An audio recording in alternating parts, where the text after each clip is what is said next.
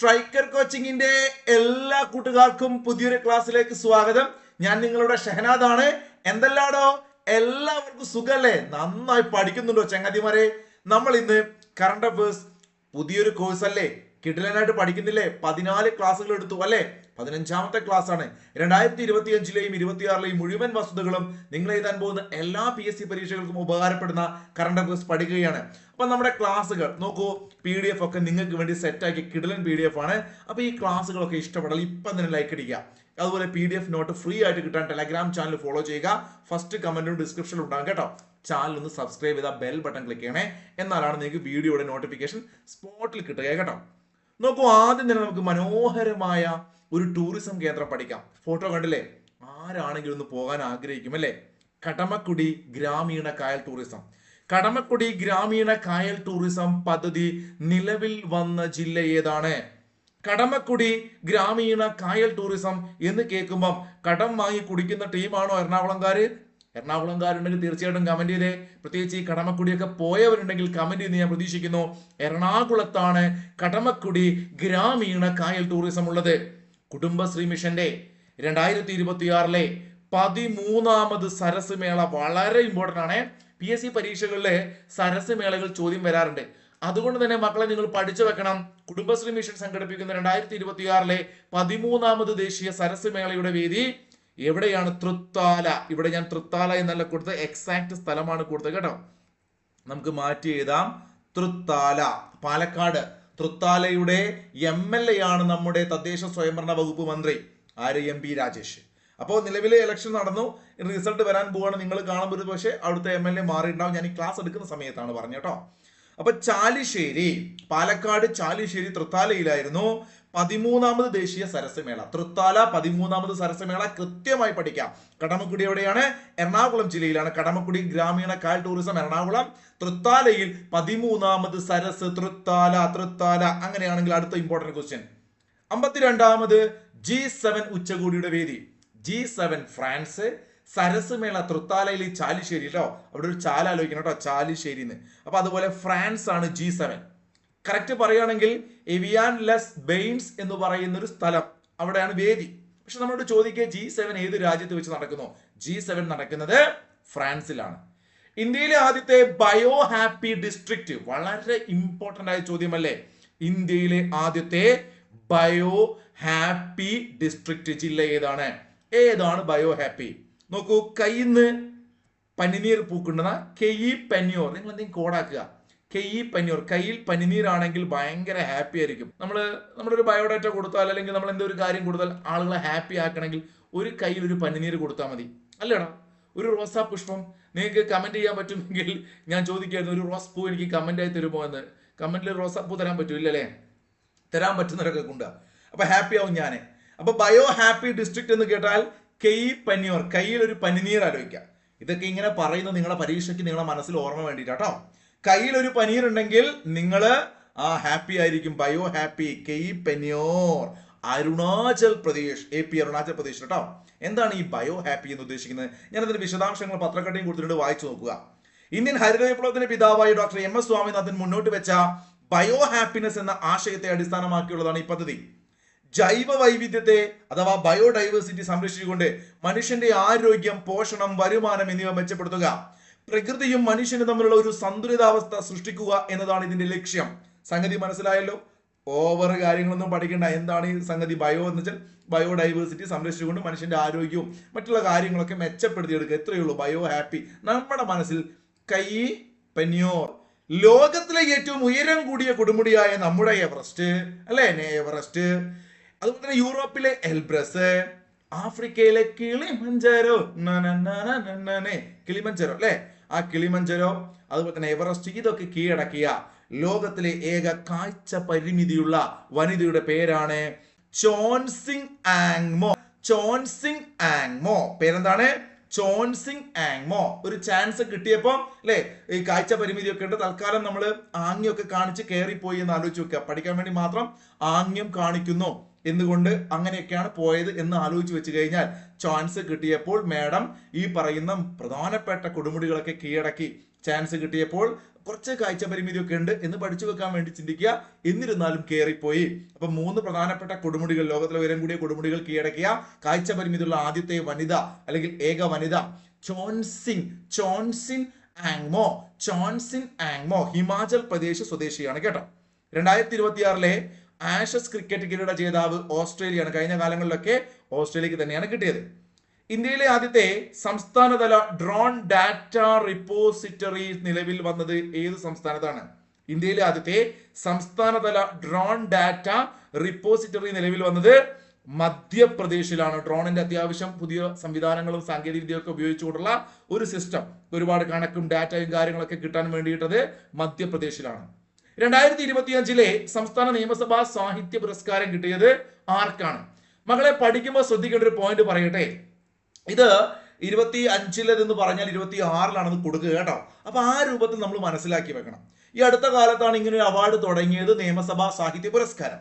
ഏറ്റവും ലേറ്റസ്റ്റ് 2025 26 നൽകിയ നിയമസഭാ സാഹിത്യ പുരസ്കാരം കിട്ടിയ നമ്മുടെ പ്രിയപ്പെട്ട എഴുത്തുകാരൻ NS മാധവനാണ്. നിയമസഭയിൽ ആരുണ്ട്? മാധവനുണ്ട്. ഇത് NS മാധവന് സംസ്ഥാനത്തെ നിയമസഭാ സാഹിത്യ പുരസ്കാരം 2025 കിട്ടിയെങ്കിൽ 24 സംസ്ഥാനത്തെ സർക്കാർ നൽകുന്ന പരമോന്നത സാഹിത്യ പുരസ്കാരമായ എഴുത്തച്ഛൻ പുരസ്കാരവും കിട്ടിയിരുന്നു. അപ്പൊ 24 എഴുത്തച്ഛൻ, 25 നിയമസഭ, എഴുതി നിയമസഭയിലെത്തി മാധവൻ, 24 എഴുതി, 25 എവിടെയെത്തി? 25 എവിടെയെത്തി? നിയമസഭയിലെത്തി. മിശക്കാരൻ മാധവനെ ദോഷത്തിനാനലാശ അദ്ദേഹം ഞാൻ പറയുന്നില്ല. 24 എഴുതി, 25 നിയമസഭയിലെത്തി. ആരടാ? മാധവൻ. 2025 എഴുത്തച്ഛൻ പുരസ്കാരം കിട്ടിയത്, ലേറ്റസ്റ്റ് എഴുത്തച്ഛൻ കിട്ടിയത് ശങ്കരൻ ഇപ്പോഴും തെങ്ങുമ്പ തന്നെയാണ്.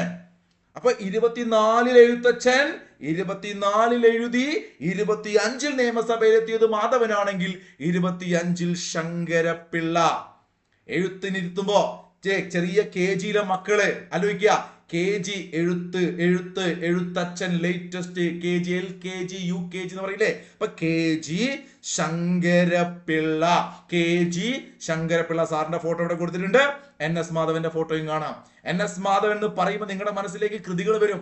2025 മറ്റൊരു കറണ്ട് അഫയേഴ്സ് ക്ലാസ് ഞാൻ അതൊക്കെ പഠിപ്പിച്ചിട്ടുണ്ട്. അറിയുന്ന കൃതികളൊക്കെ കമന്റ് ചെയ്തേ. ഹിഗ്വിറ്റ് ആയിരിക്കും വരിക. ഹിഗ്വിറ്റ് കൂടാതെ മറ്റൊരു കൃതി ഏതാണ്? ഒന്ന് കമന്റ് ചെയ്തേ. അപ്പോൾ നിയമസഭാ പുരസ്കാരം ഇദ്ദേഹത്തിന് 2025 26 കിട്ടിയെന്ന് പറഞ്ഞു.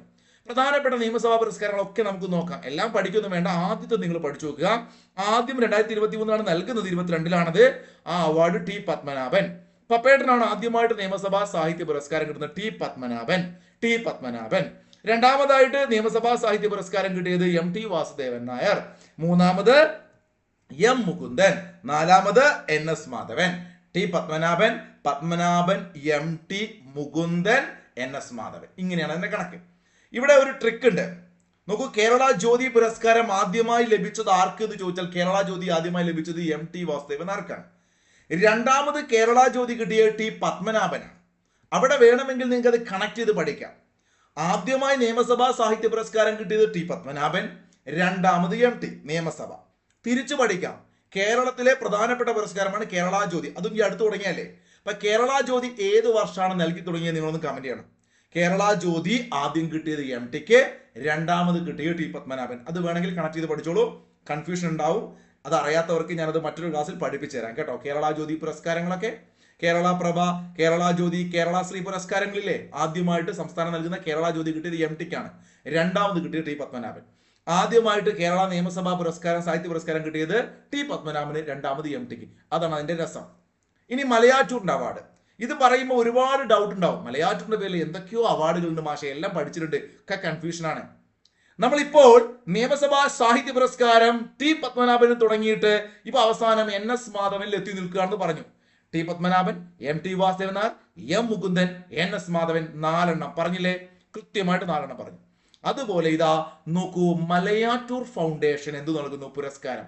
മലയാറ്റൂർ ഫൗണ്ടേഷൻ ആണേ. ഇവിടെ മലയാറ്റൂർ ഫൗണ്ടേഷൻ ഞാൻ അടിവരയിടുന്നു. തൊട്ടടിയിൽ മലയാറ്റൂർ ട്രസ്റ്റ് ഞാൻ അടിവരയിടുന്നു. മലയാറ്റൂർ ഫൗണ്ടേഷന്റെ പ്രഥമ പുരസ്കാരമാണ് ഈ പ്രാവശ്യം പക്ഷെ അവിടെ വ്യത്യാസം, സമഗ്ര എന്നൊരു വാക്കുണ്ട്. മലയാറ്റൂർ ഫൗണ്ടേഷന്റെ പ്രഥമ സാഹിത്യ പുരസ്കാരം ഒരു 4 വർഷം മുമ്പായിരുന്നു. അത് 2022 മലയാറ്റൂർ ഫൗണ്ടേഷന്റെ പ്രഥമ സാഹിത്യ പുരസ്കാരം നൽകുന്നത്. 2022 അന്ന് കിട്ടിയത് സുഭാഷ് ചന്ദ്രനായിരുന്നു. അദ്ദേഹത്തിന്റെ സമുദ്രശില എന്ന കൃതിക്കായിരുന്നു. ആദ്യമായിട്ട് മലയാറ്റൂർ ഫൗണ്ടേഷന്റെ പ്രഥമ സാഹിത്യ പുരസ്കാരം കിട്ടിയത് സുഭാഷ് ചന്ദ്രന്റെ സമുദ്രശിലയ്ക്കാണ്. സെറ്റ്. എന്നാൽ ഈ പ്രാവശ്യം എന്ത് നൽകുന്നു? മലയാറ്റൂർ ഫൗണ്ടേഷൻ സാഹിത്യ പുരസ്കാരം നൽകുകയല്ല, മറിച്ച് പ്രഥമ സാഹിത്യത്തിന് പകരം പ്രഥമ സമഗ്ര സംഭാവന, സാഹിത്യത്തിൽ തന്നെയുള്ള സമഗ്ര സംഭാവന പുരസ്കാരം. അങ്ങനെ നോക്കുമ്പോൾ ആദ്യമായിട്ടാണ് ഇങ്ങനെ സമഗ്ര സംഭാവന എന്നൊരു കാറ്റഗറി. അപ്പൊ മലയാറ്റൂർ ഫൗണ്ടേഷന്റെ പ്രഥമ സമഗ്ര സംഭാവന പുരസ്കാരം കിട്ടിയത് ഈ വർഷം ആർക്കാണ്? അരുന്ധതി റോയ്. ഇന്ത്യയിലെ ഏറ്റവും അറിയപ്പെടുന്ന എഴുത്തുകാരിയായിട്ടുള്ള അരുന്ധതി റോയ്. മാഡത്തിന്റെ ഏറ്റവും ലേറ്റസ്റ്റ് ഒരു പുസ്തകം ഞാൻ കറണ്ട് അഫേഴ്സിൽ പഠിപ്പിച്ചിരുന്നു. അറിയുന്നവരൊന്ന് കമന്റ് ചെയ്തേ. ഏറ്റവും ലേറ്റസ്റ്റ് മാഡത്തിന്റെ ബുക്ക് നമ്മൾ കറണ്ട് അഫേഴ്സിൽ പഠിച്ചിട്ടുണ്ട്, ഒന്ന് കമന്റ് ചെയ്തേ. അപ്പോൾ മലയാറ്റൂർ ഫൗണ്ടേഷന്റെ പ്രഥമ സമഗ്ര സംഭാവന പുരസ്കാരം നേടിയത് അരുന്ധതി റോയ് ആണ്, പഠിച്ചു വെക്കുക. മലയാറ്റൂർ ഫൗണ്ടേഷന്റെ പ്രഥമ സാഹിത്യ പുരസ്കാരം കിട്ടിയത് സുഭാഷ് ചന്ദ്രനാണ്, സമുദ്രശിലയാണ്. ഇവിടെയാണ് നമ്മൾ ശ്രദ്ധിക്കേണ്ടത്. നേരത്തെ നമ്മൾ നിയമസഭാ സാഹിത്യ പുരസ്കാരം 4 പഠിച്ച പോലെ മലയാറ്റൂർ ഫൗണ്ടേഷന്റെ സാഹിത്യ പുരസ്കാരം ആദ്യം സുഭാഷ് ചന്ദ്രൻ, രണ്ടാമത് VJ ജെയിംസ്, മൂന്നാമത് T ഓമനക്കുട്ടൻ, നാലാമത് അംബികാസുധൻ മങ്ങാട്. അതും കൂടി ഒന്ന് പഠിച്ചു വെച്ചാൽ നിങ്ങൾ ക്ലിയർ ആയി സെറ്റായി. ഏതൊരു പരീക്ഷയ്ക്കും ഡിഗ്രി ലെവൽ, +2 ലെവൽ എല്ലാത്തിനും മാർക്ക് കിട്ടും. ഇല്ലെങ്കിൽ നിങ്ങൾ ആദ്യം ഇതും പഠിക്കുക, ഏറ്റവും അവസാനം 4ാമത്തും പഠിക്കുക. മലയാറ്റൂർ ഫൗണ്ടേഷന്റെ പ്രഥമ സാഹിത്യ പുരസ്കാരം സുഭാഷ് ചന്ദ്രനും, 4ാമത്തത് അംബികാസുധൻ മങ്ങാട്. അല്ലോഹലൻ എന്ന കൃതിക്ക് അംബികാസുധൻ മങ്ങാട് ഓർമ്മയില്ലേ നിങ്ങൾക്ക്? എൻ മകജെ എന്ന കൃതി എഴുതിയതില്ലേ നമ്മുടെ എൻഡോസൾഫാൻ ദുരിതവുമായി ബന്ധപ്പെട്ട അംബികാസുധൻ മങ്ങാടല്ലേ. അതുപോലെ കഴിഞ്ഞ പ്രാവശ്യം ഓടക്കുയിൽ അവാർഡ് കിട്ടിയിരുന്നു അല്ലെ. അപ്പോ അംബികാസുധൻ മങ്ങാടിന്റെ അല്ലോഹലൻ എന്ന കൃതി, T ഓമനക്കുട്ടന്റെ വടക്കൻ മന്ദൻ എന്ന കൃതി, VJ ജെയിംസിന്റെ ആന്റി ക്ലോക്ക് എന്ന കൃതി, സുഭാഷ് ചന്ദ്രന്റെ സമുദ്രശില എന്ന കൃതി, ഇത്രയും അവാർഡുകളാണ് മലയാറ്റൂർ ഫൗണ്ടേഷൻ അവരുടെ സാഹിത്യ പുരസ്കാരം. ആദ്യം സുഭാഷ് ചന്ദ്രൻ, 4ാമത്തത് അംബികാസുധൻ മങ്ങാട്, ലേറ്റസ്റ്റ് 2025. ഓക്കെ ആണല്ലോ. എന്നാൽ ഇതേ മലയാറ്റൂർ ഫൗണ്ടേഷന്റെ പ്രഥമ സമഗ്ര സംഭാവന പുരസ്കാരം കിട്ടിയത് അരുന്ധതി റോയ് 2026. എല്ലാം ക്ലിയർ ആയിരിക്കണം. സംശയം ഉണ്ടെങ്കിൽ ചോദിച്ചോളൂ കമന്റിൽ. ഇനി നോക്കൂ, മലയാറ്റൂർ ട്രസ്റ്റിന്റെ 2025 18 പടി കയറിയിട്ടാണ് തപോമയി അച്ഛന്റെ കൂടെ സന്നിധാനത്ത് പോയത്. നമ്മൾ മറ്റൊരു ക്ലാസ്സിൽ പറഞ്ഞിരുന്നു. അപ്പൊ മലയാറ്റൂർ എന്ന് കേൾക്കും, മലയാറ്റൂർ പള്ളി അല്ലാതെ മല കയറിയിട്ടല്ലേ സന്നിധാനത്ത് പോകേണ്ട 18 പടി. അപ്പൊ മലയാറ്റൂർ 18ാമത് പുരസ്കാരം. തപോമയുടെ അച്ഛൻ സന്തോഷം കിട്ടൂലേ അവിടെ പോയിട്ട് സ്വാമിയെ കാണുമ്പോൾ ശബരിമലയില്. സന്തോഷ് കുമാർ, തപോമയുടെ അച്ഛൻ സന്തോഷ് കുമാർ തപോമയുടെ അച്ഛൻ 18ാമത് മലയാറ്റൂർ ട്രസ്റ്റിന്റെ പുരസ്കാരം കിട്ടി. രതൻ ടാറ്റയോടുള്ള ആദര സൂചകമായി എയർ ഇന്ത്യ എക്സ്പ്രസിന്റെ ബോയിങ് 737-8 വിമാനത്തിന് നൽകിയ പുതിയ പേര് രതൻ ടാറ്റ എന്ന് കേൾക്കുമ്പോൾ പേര് തന്നെയുണ്ട്, VTRNT. അതായത് VTRNT എന്ന ബോയിങ് മാക്സ് വിമാനത്തിലെ RNT രത്തൻ നേവൽ ടാറ്റയാണ് പ്രതിനിധീകരിക്കുന്നത്. RNT എന്ന് പറഞ്ഞാൽ രത്തൻ നേവൽ ടാറ്റയെ കേട്ടോ. ഈ വിമാനം വിഷണറി എയർക്രാഫ്റ്റ് എന്ന പേരിലാകും അറിയപ്പെടുക. അടുത്തൊരു കിടലൻ ചോദ്യമാണ്, ഇത് പഠിച്ചു വെക്കണം, വളരെ വളരെ ഇമ്പോർട്ടന്റ് ആണ്. വെനസ്വേല പ്രസിഡന്റ് നിക്കോളാസ് മഡൂറോയെ അതുപോലെ തന്നെ അദ്ദേഹത്തിന്റെ ഭാര്യ സീലിയ ഫ്ലോറസിനെയും കേട്ടോ, ഈ 2 പേരെയും പിടികൂടിയ അമേരിക്കൻ സൈന്യം നടത്തിയ ഒരു ഓപ്പറേഷൻ. വലിയൊരു രാജ്യത്തിന്റെ രാഷ്ട്ര തലവനെ അവിടെ പോയിട്ട് പൊക്കിക്കൊണ്ടുവരികയാണ് അമേരിക്ക. അപ്പൊ അതിന്റെ ഫോട്ടോസ് ഒക്കെ എന്റെ പിറകെ ഉണ്ട്. നിങ്ങൾ PDF ഞാൻ പറഞ്ഞല്ലോ ഫ്രീ ആയിട്ട് ടെലഗ്രാം ചാനൽ കിട്ടും, വായിച്ചു നോക്കുക, കാണുക, പത്രമൊക്കെ എടുത്ത് നോക്കട്ടെ. ആ ഒരു മിഷന്റെ പേരാണ് മക്കളെ ഓപ്പറേഷൻ അബ്സല്യൂട്ട് റിസോൾവ്. എല്ലാം സോൾവ് ചെയ്യുന്നതാണ് മിസ്റ്റർ ട്രംപേട്ടൻ പറയുന്നത്. ഇപ്പൊ ട്രംപേട്ടനെ കൊണ്ട് ഒരു രക്ഷയില്ല മക്കളെ. ഇപ്പൊ നിങ്ങളുടെയൊക്കെ വീട്ടിലെ കുറ്റിയിൽ ഗ്യാസ് തീർന്നു പോയാലുള്ള ടെൻഷൻ ഇല്ലേ, അതിന് കാരണം വരെ ട്രംപേട്ടനാണ്. ഇപ്പൊ ട്രംപേട്ടൻ എന്ത് ചെയ്തു? വെനസ്വേലയിൽ പോയിട്ട് അവിടുത്തെ പ്രസിഡന്റ് നിക്കോളാസ് മഡൂറോയെയും ഭാര്യയെയും പൊക്കിക്കൊണ്ടുവന്നു. ആ മിഷന്റെ പേരാണ് ഓപ്പറേഷൻ അബ്സല്യൂട്ട് റിസോൾവ്. ഇത് എന്നായിരുന്നു ചോദിച്ചാൽ 2026 ജനുവരി 3 മറക്കരുത്.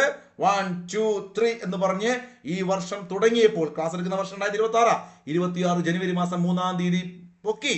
ആലോചിച്ച് വെക്കുക. വെനസ്വേലയുടെ ക്യാപിറ്റൽ എവിടെയാണ്? കരാക്കസ്. അവിടെ വെച്ചിട്ടാണ് പോക്കുന്നത് കേട്ടോ. വന്യമൃഗങ്ങളെ ആകർഷിക്കാത്തതും എന്നാൽ കർഷകർക്ക് മികച്ച വരുമാനം നൽകുന്നതുമായ കൃഷി രീതികൾ വന അതിർത്തിക്കുള്ളിൽ പ്രോത്സാഹിപ്പിക്കുന്ന പദ്ധതി. നോക്കൂ, നമ്മൾ വന്യജീവി മനുഷ്യ സംഘർഷം പഠിക്കാറുണ്ട്. അപ്പൊ നമ്മുടെ വനത്തോട് ചേർന്നുള്ള അതിർത്തി പ്രദേശങ്ങളാണ് മിക്കവാറും ഇത്തരം ആളുകൾക്ക് ഭീഷണിയാവുന്ന ജീവികൾ വരുന്നു, ആക്രമിക്കുന്നു.